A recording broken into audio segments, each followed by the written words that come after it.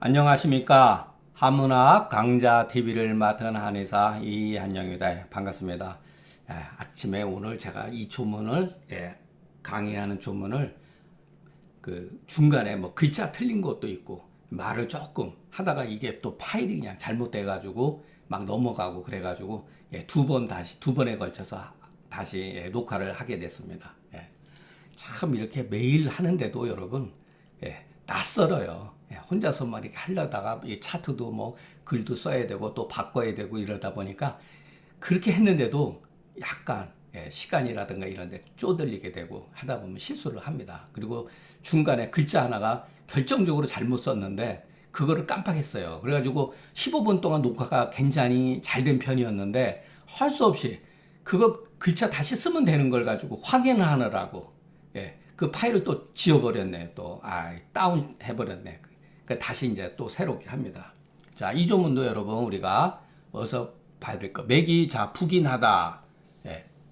이미 우리가 상한론을 조문을 같이 공부를 했다고 하면은 맥이 부긴하면은 끝난 거죠. 해석이 필요가 없습니다. 맥이 부하고 긴하다고 하는 그 의미에는 많은 병의 증상들을 내포하고 있죠. 발열하면서 오한할 수도 있고, 그리고 땀이 없다. 그런데 여기서 땀이 없는데 그 대신 코피를 저절로 스스로 흘리더니 치료가 되었다. 이것은 기록해 놓은 거죠. 왜 이 사람이 코피를 흘려서 낫는가? 여기에 대해서 우리가 생각해 볼 수 있는 조문이죠. 앞에서 제가 여러분들한테 말씀드렸죠. 보상작용이라고.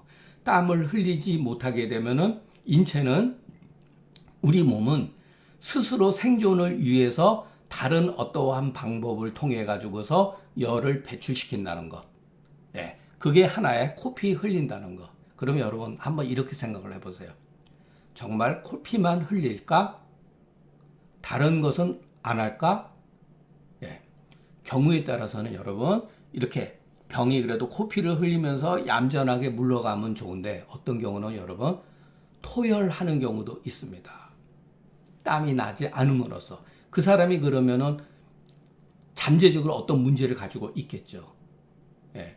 또 어떤 경우는 여러분 사람에 따라서 땀을 흘리지 않으면은 설사를 하는 경우가 있어요. 감기 걸려가지고 설사하는 경우가 있습니다. 저 같은 경우는 변비가 생기는 반면에 어떤 사람들은 땀을 흘리지 않음으로써 그 보상작용으로서 설사를 하는 경우도 있다. 또는 하열하는 경우도 있다. 이것은 하나의 단적인 거예요. 코피를 흘리면 낫는다는 것은 하나의 단적인 예를 들어서 거론한 거예요.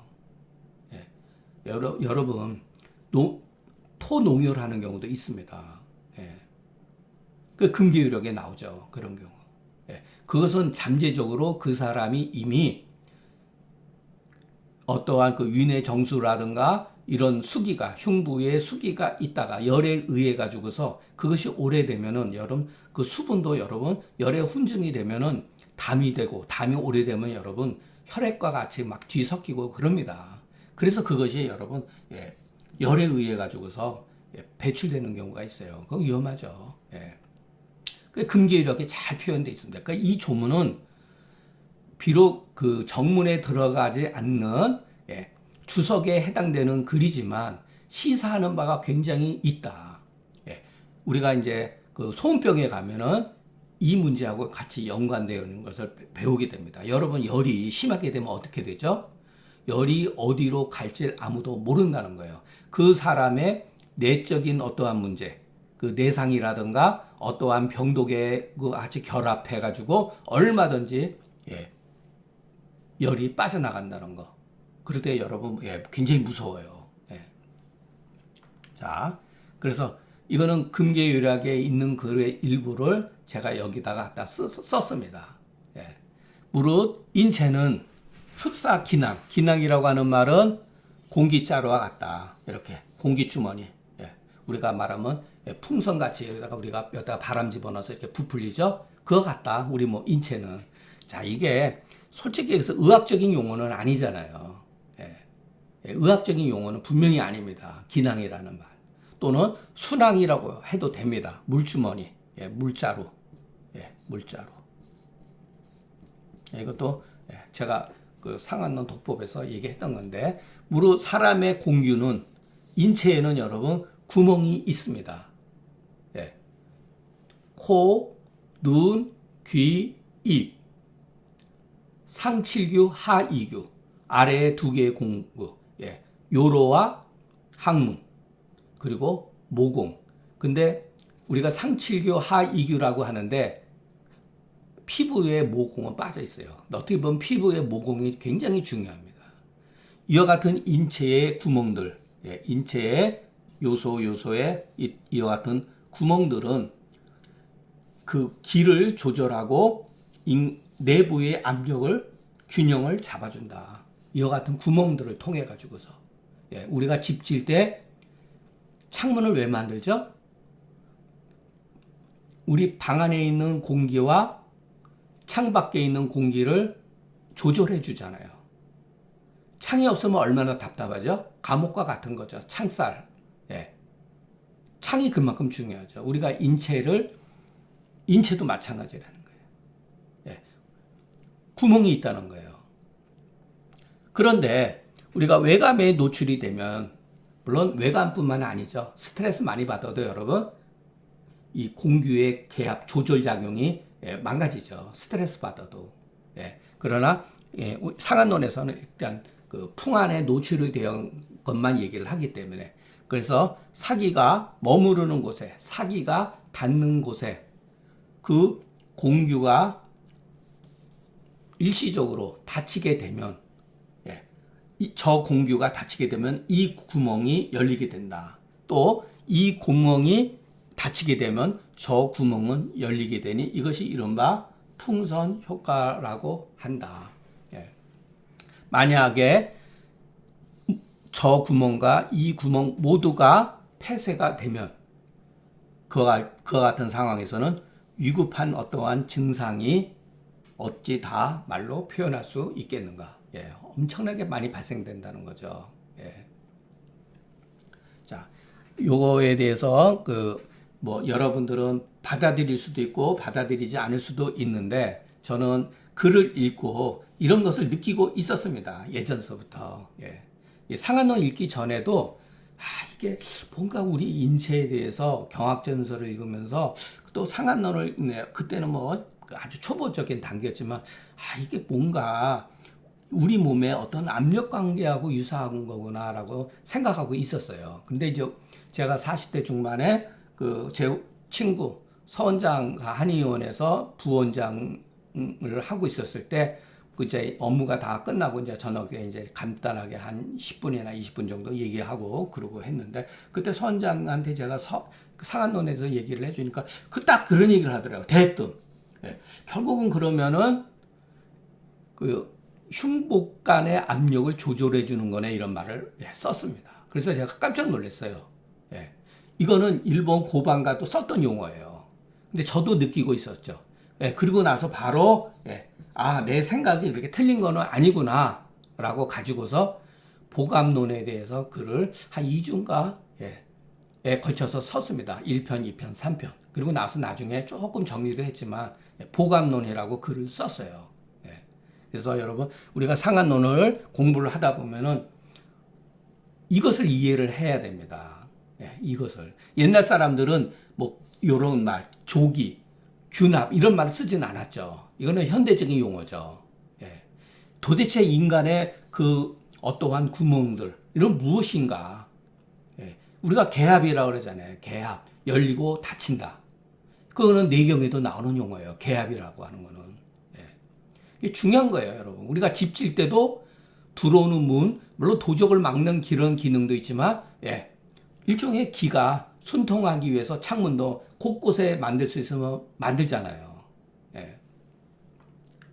자, 이 경우에 왜 고방이 한토화법이 위대한 처방인지 여러분 구멍을 이해를 해야지만이 알게 됩니다. 한토화는 뭐죠? 바로 한토화 치법이 아니면 능히 내압의 불균형의 차이를 조절할 수 없게 된다. 이거는 여러분 자연 발생적인, 한의학은 굉장히 자연 발생적인 거예요. 예. 우리 인체에 공규가 없었다면 한토화 치료법은 성립될 수 없는 거죠. 우리의 인체가 공규로 형성되었기 때문에 한토화 치료법이 상당히 효과가 있다는 거예요. 이것은 고대 사람들의 의식으로 끝나는 게 아니라 인간이 존재하는 한, 인간의 생리 현상이 변하지 않는 한, 조직이 바뀌지 않는 한 한토화 치료법은 상당히 설득력이 있다는 것. 예. 이거는 과거의 치료법이 아닙니다. 예. 너무너무 멋있는 치료법이에요. 모든 것은 한토화 치료법에서 나온 거예요. 왜? 인체가 그렇게 형성이 되어 있기 때문에. 예. 그래서 한토화 치료법으로서 우리가 중경서 조문을 이해하고 처방을 먼저 이해를 해야 된다는 거. 모든 증상은 한토화 치료법의 적증이냐 부증이냐 거기에 연관되어 있다는 거. 예, 그것을 이해하는 것만으로 거의 우리가 상한론을 이해하는데 60% 정도는 바로 넘어간다는 거예요. 예. 그래서 병인의 사기가 외부로 넘어가지 않으면은, 바깥으로 나가지 않으면은 그 표현은 여러분 어디로 가겠죠? 어디로 갑니까? 예, 미상불 흉중으로 압박을 가한다. 이게 이제 보편적인 거예요. 어떤 사람은 여러분 복부로 가는 경우가 있어요. 그래서 설사를 하는 사람이 있습니다. 예. 그럴 때 무슨 약을 쓴다 그랬죠? 갈근탕을 쓰잖아요. 예. 그런 경우도 있어요. 그래서 여러분 우리가 앞에서 배운 조문하고 이것이 전부 다 연관을 지어야 돼요. 표열이 여기에서 말하는 것은 코피를 흘린다고 하는 것은 이 상황에 어떤 사람은 이렇게 나타났는데 어떤 사람 같은 경우는 표열이 복부로 영향을 미쳐가지고 설사를 유발시키는 경우도 있습니다. 예. 그럴 때 갈근탕을 쓴다는 거예요. 자, 천이흉만에 마땅히 마흥탕으로 발환하고 사기가 풀리면은 코피는 흘리지 않죠. 그런데 만약에 땀이 흘리지 않고 양기가 중첩되어서 코피를 저절로 흐르게 되나 표사는 그 코피를 통해서 해소된다.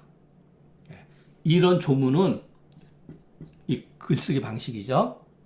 제가 막 이렇게 이렇게 쓴 건 아니에요. 이런 것들은 금계유략에 나옵니다.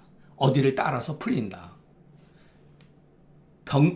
열은 어떠한 병독을 따라서 풀린다. 우리가 땀을 흘린다고 하는 것은 결국 표열을 푸는 거예요. 우리가 조시를 푸는 거는 결국은 이열, 그러니까 조열을 푸는 거예요. 자, 코피도 마찬가지입니다.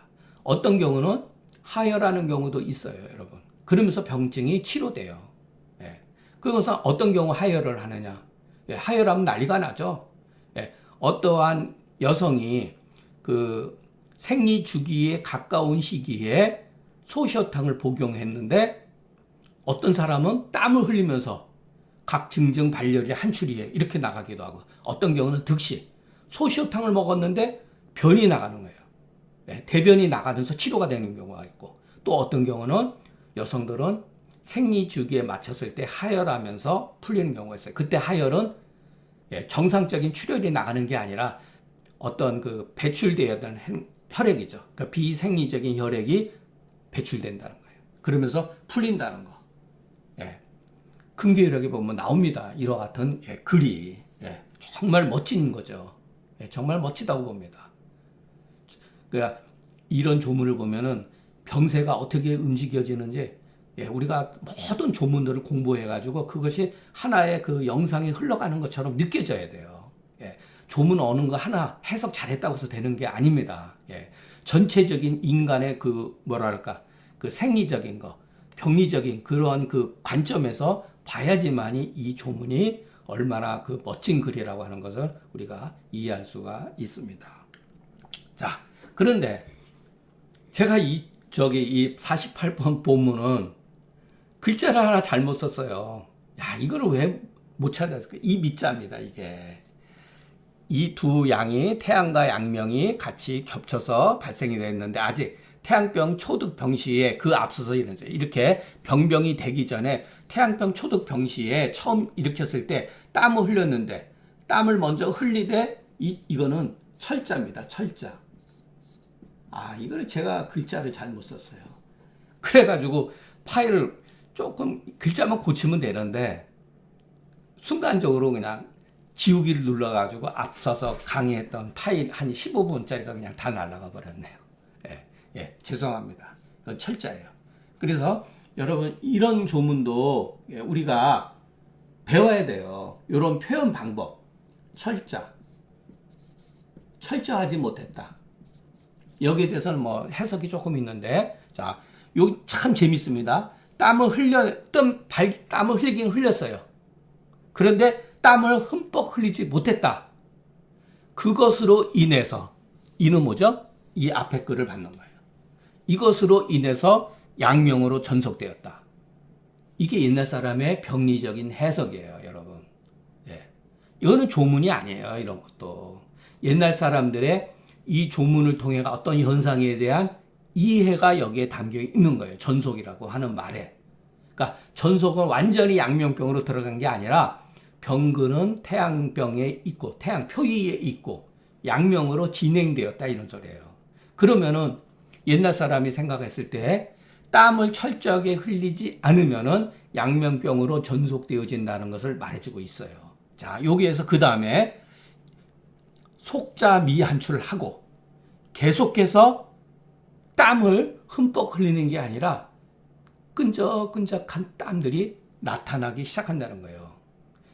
이 미자는 땀을 적게 흘린다 이런 소리가 무슨 뜻이냐면은 병사가 표증에서 이증으로 넘어가게 되면 땀을 흘리기는 흘리는데 표증에 땀을 흘리는 것과 조금 다른 뉘앙스를 가지고 있습니다. 이 미라고 하는 것은. 그러나 아직 병근은 표위에 있다는 거.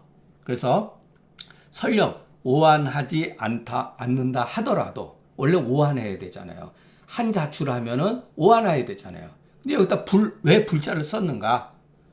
표위의 열이 아니라고 하는 것을 말해주려고 하는 거예요.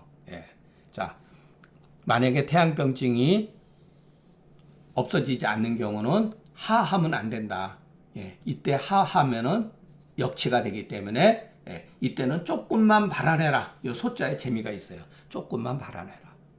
왜? 철저하게 발안하지 않았지만 그렇다고 땀을 너무나 많이 흘려도 안 된다는 거예요. 이것도 일종의 주석이라고 하는 거. 요 끝까지는. 자, 그 다음에 또 글이 참 재미있습니다. 글이 만약 얼굴 낯빛이 녹록해서 붉은색과 같다. 이거는 형용이죠. 붉은색을 형용해 주는 거죠. 붓다고 하는 거예요. 그런 경우가 있죠. 그것은 양기가 불을 한 것이다. 이게 또 주석으로 되어 있는데 이것은 뭐 그렇게 잘 통하지가 않습니다. 훈지 때문에. 이것은 표에 있기 때문에 마땅히 해법을 써야 되고, 발안을 한다든가 훈이라고 하는 것은 훈중요법, 땀을 내게 해야 되는 거죠. 땀을 내야 된다 이 소리예요. 이것은 해지라든가 훈지라고 하는 것은 땀을 내야 된다. 뒤에 가면 요 훈증요법도 나오죠. 양기가 불을 해서 만일의 경우 발안이 철저하지 못하거나 부족해서 양기가 불을 하게 되면 그것이 외부로 발출되지 못하면 이런 글들이 이제 그 조문에 막 뒤섞여서 있기 때문에 해석하면은 사실은 이 큰 글자만 원래 해석을 해야 됩니다. 그래서 부득월에서 그 사람이 단기 호흡이 짧아지고 다만 앉아 있거든. 이 표현도 굉장히 재미있습니다. 눕지 못한다는 거예요. 숨이 헐떡헐떡 거리다 보니까 눕지를 못한다는 걸 이렇게 표현한 거예요. 이와 같은 경우는 모두 땀이 흘리지 못했기 때문이기 때문에 이에 다시 발안을 시키면 낫는다. 자, 뭐 이렇게 돼 있고. 이 조문에서 우리가 몇 가지 배워야 될 점이 있어요. 자, 한번 읽어보겠습니다. 태양병이 소위 합병되거나 변병되고 되는 것과 양명병으로 전속되는 것은 병세 때문에 그러는 경우도 있습니다. 병이 워낙 강하기 때문에 아무리 이것을 치료하더라도 병이 들어가는 경우가 있다는 거예요. 혹은 또 의사가 철저하게 땀을 흘리지 못했기 때문이다. 이 두 가지예요. 병이 전속되어지는 이유. 그리고 다만 합병과 병병으로 발생되는 이유는 전부 다 병세가 강해서 그런 경우도 있고 의사의 처리가 미숙해서 철저하지 못했기 때문에 그러는 거죠. 자, 땀이 배출되는 것이 철저하지 못해서 이것으로 인해서 병증이 되는 것은 어찌가히 모두 헤아릴 수가 있겠는가. 굉장히 많습니다. 태양병 초기에 대체적으로 발환을 하면은 표증은 가히 다 풀릴 수가 있다. 그런데 간혹 땀이 흘리기를 철저하지 못해서 이것으로 인해서 양기가 불을댄다. 이런 표현.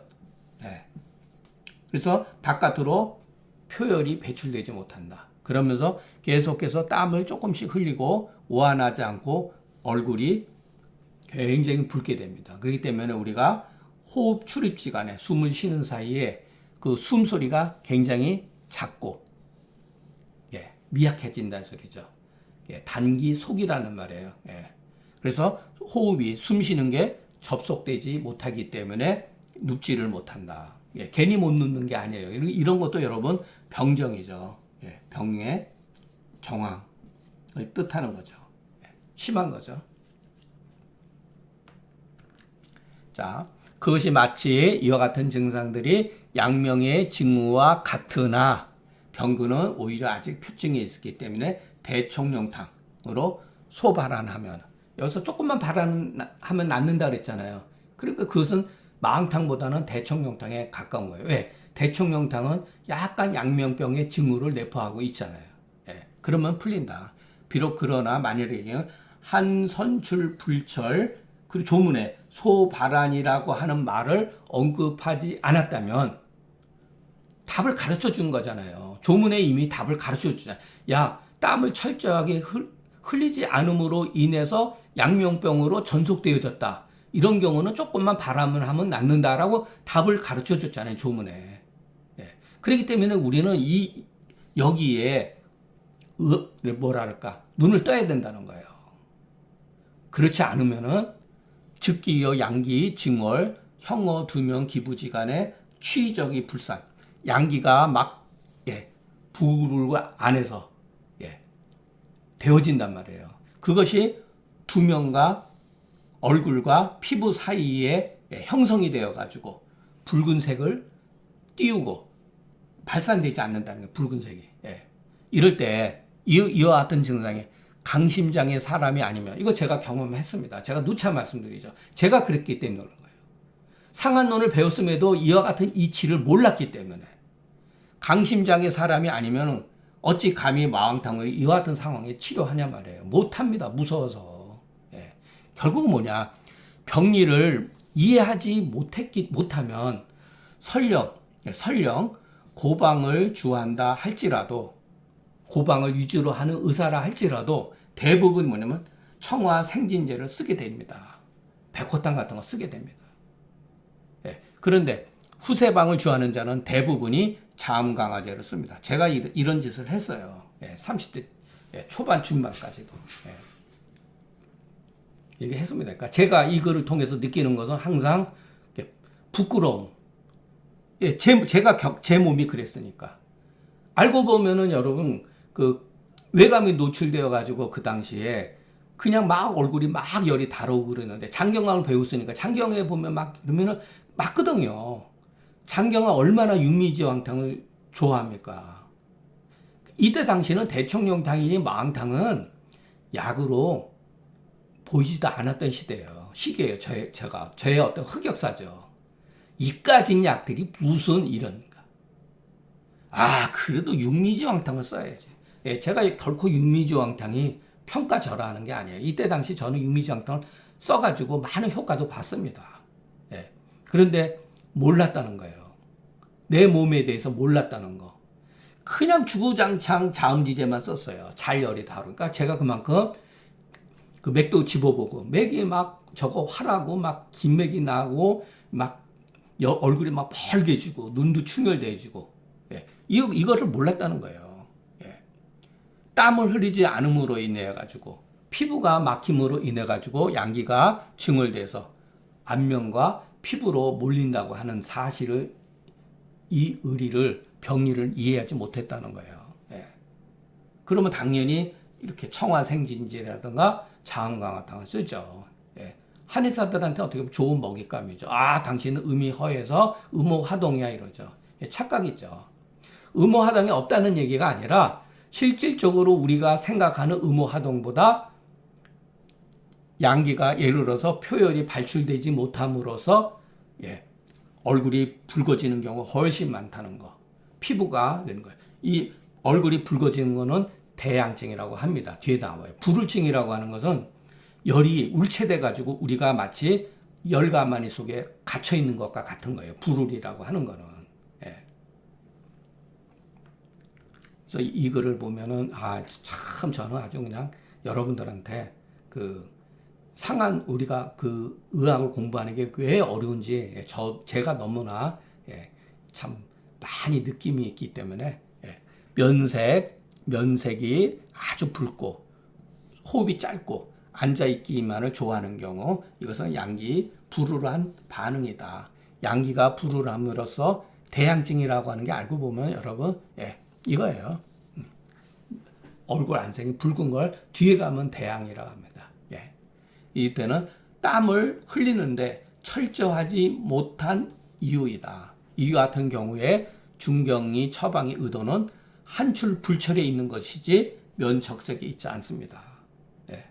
그런데 우리는 여기에 필이 딱 꽂히니까 자음지제라든가 청화지제 같은 거 쓰죠. 전속 양명은 아직 양명에 아직은 완전히 들어간 건 아니다 이런 뜻이고 전입 양명은 병사가 이미 양명을 완전히 들어간 거다. 이것도 조문을 통해서 옛날 사람들이 찾아낸 거죠. 그러니까 여러분 이번 기회에 이것을 완전히 이해를 함부로 글을 쓰면 안 된다는 거. 전속이라고 하는 것은 아직 병의 뿌리가 태양에 있다. 태양병증이 있다라는 뜻이죠. 양명증의 증상이 나타난다 하더라도 아직은 양명증에 해당되는 승기탕이라든가 그런 약을 쓰는 게 아니라 마왕탕류를 써야 된다는 거. 자, 오늘 강의는 여기서 마치겠습니다. 경청해 주셔서 감사합니다.